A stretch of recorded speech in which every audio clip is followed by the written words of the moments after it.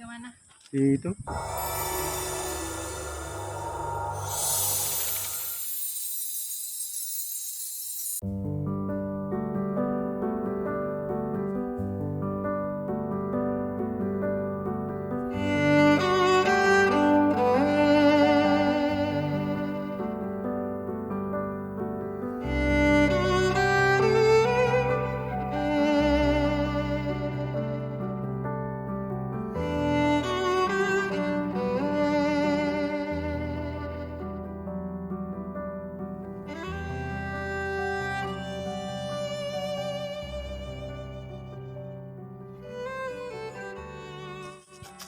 Saat ini kita berada di Kawah Kelut, khususnya adalah di Danau Kawah. Kita lihat di depan kita,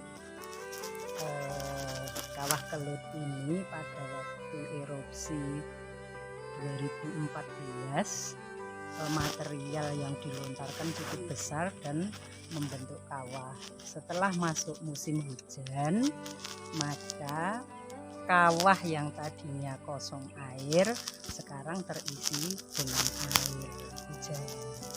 Tetapi kita lihat bahwa di bawah atau di sekitar Danau Kawah Kelut ini muncul gas vulkanik yang kita sebut lapangan solvatara atau fumarol. Jadi lapangan solvatara atau fumarol ini melepaskan gas vulkanik secara terus-menerus. Gas vulkanik sendiri komposisi utamanya adalah antara lain gas CO, CO2, SO2, H2S, HCl, HF, dan lain sebagainya dengan komposisi yang minor atau kecil. Kemudian kalau gas vulkanik tadi muncul di dalam air Danau Kawah, maka menyebabkan gas-gas utama tadi dan gas-gas minor bereaksi dengan air di Danau Kawah, sehingga air Danau Kawah ini mengandung anion atau kation yang cukup tinggi, sehingga kadang-kadang air Danau Kawah itu ada yang bersifat asam, seperti di Kawah Ijen, seperti di Danau Kelut dan lain sebagainya. Kemudian kita lihat air danau itu berwarna macam-macam. Ada airnya yang jernih, ada airnya yang keruh, ada air yang berwarna hijau, ada air yang berwarna hijau toska. Kenapa bisa demikian?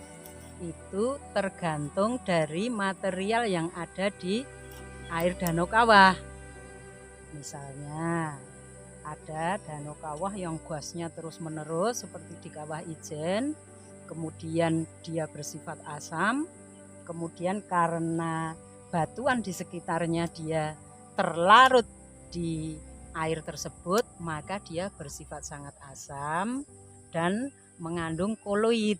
Koloidnya bisa menyebabkan warna air Danau Kawah. Seperti Danau Kelut. Danau Kelut ini juga warnanya kadang-kadang berubah. Hal ini tergantung pada koloid yang ada di situ atau dasarnya yang ada di dasar Danau Kawah. Tetapi untuk penjelasan yang pasti, yang secara lengkap sebenarnya ada komposisi apa dalam Danau Kawah itu perlu dipelajari secara khusus karena masih proses kimianya, material yang ada di dalamnya dan lain sebagainya itu sangat kompleks.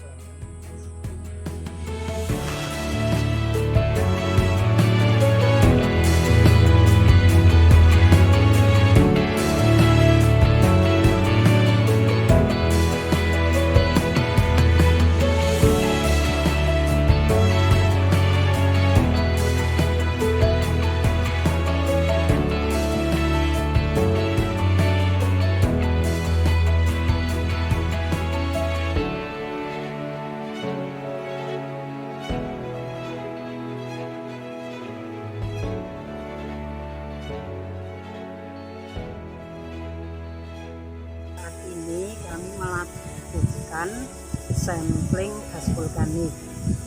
Gas vulkanik ini dilepaskan dari lubang solvatara atau lubang fumarole. Biasanya kalau lubang solvatar itu suhunya lebih dari 100 derajat Celcius. Kalau suhu lubangnya ini kurang dari 100 derajat Celcius, umumnya itu adalah fumarole. Nah, ini adalah lubang fumarole. Kemudian gasnya kita jebak pada corong, kita hubungkan dengan selang silika. Selang silika ini tahan suhu tinggi. Biasanya untuk sampai suhu solvatar 800 derajat Celcius masih mampu. Apalagi ini hanya suhu sekitar 95 derajat Celcius. Kemudian kita hubungkan dengan tabung. Ini namanya tabung Gigenbach. Tabung Gigenbach ini untuk aliran masuk gas. Kemudian ini namanya stopcock. Kita buka, maka terlihat gas akan mengalir. Di dalam ini bukan air, tetapi adalah larutan kimia yang kita sebut larutan NaOH atau larutan alkali. Kemudian ini gas masuk, sebagian gas seperti gas SO2, gas CO2 akan tertangkap pada larutan alkali ini. Kemudian gas yang tidak terlarut akan mengisi tempat kosong. Nanti kalau ini sudah selesai atau sudah tidak ada gas yang masuk ke dalam tabung Gigenbach, maka stopcock kita tutup dan pengambilan sampel gas vulkanik selesai. Kemudian kita bawa ke laboratorium dan kita analisis dengan menggunakan gas kromatografi dan potensiometri.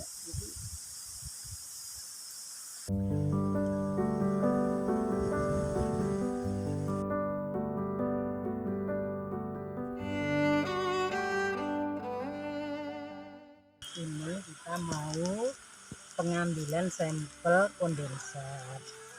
Artinya apa kondensat? Jadi nanti dari lapangan solvatar atau fumarole, kemudian kita hubungkan dengan silika, maka selang silika, maka gas akan keluar dari lapangan solvatar atau lubang solvatar atau fumarole masuk ke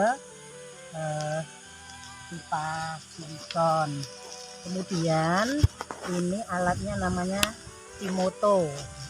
Jadi pimoto ini gasnya akan masuk ke tengah dari ini, dari tabung pimoto, kemudian diberi pendingin, maka gas yang masuk akan terkondensasi sehingga menjadi bentuk cairan seperti ini yang di bawah ini. Kemudian untuk kondensasi, pendinginan, kemudian ini akan ditarik dengan pompa gasnya. Ini pompanya kita hubungkan dengan pompa dan ini adalah powernya. Jadi nanti untuk sampel kondensat ini bisa kita analisis untuk isotop air atau isotop oksigen dan isotop deuterium. Ini nanti bisa untuk mengetahui apakah gas vulkanik yang dilepaskan oleh lapangan solvatar atau fumarole atau lubang solvatar atau fumarole ini, apakah dia magmatik, artinya pelepasan dari magma, atau meteorik. Kalau meteorik berarti dia campuran dari magmatik dan meteorik atau air permukaan.